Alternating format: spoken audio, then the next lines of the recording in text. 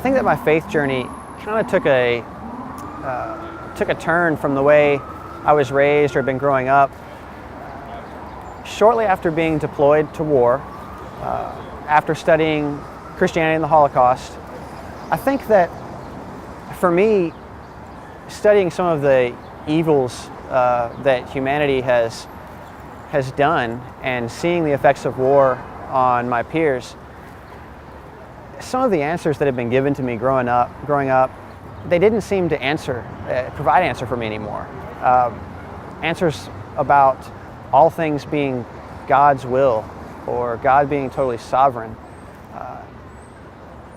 It didn't really hold a lot of water for me after studying the Holocaust or being in war. I still really feel like I'm shaping my theological worldview, and so I haven't really tried to,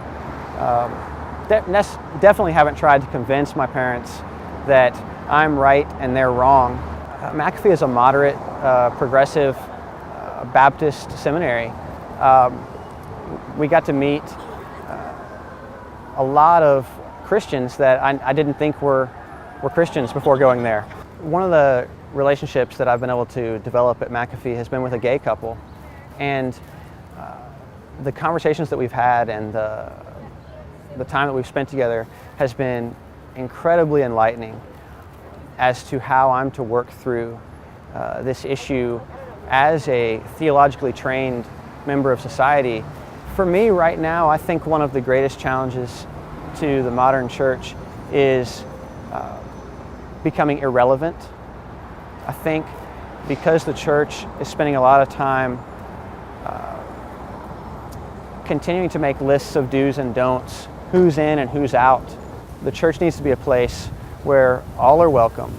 I think most people forget most often that Jesus Christ hung out with the least likely people that we would expect. Anytime you see someone and you think, oh, I wouldn't want to have dinner with that person, or I don't want to hang around that person, that's probably the person that Jesus is going to go to dinner with.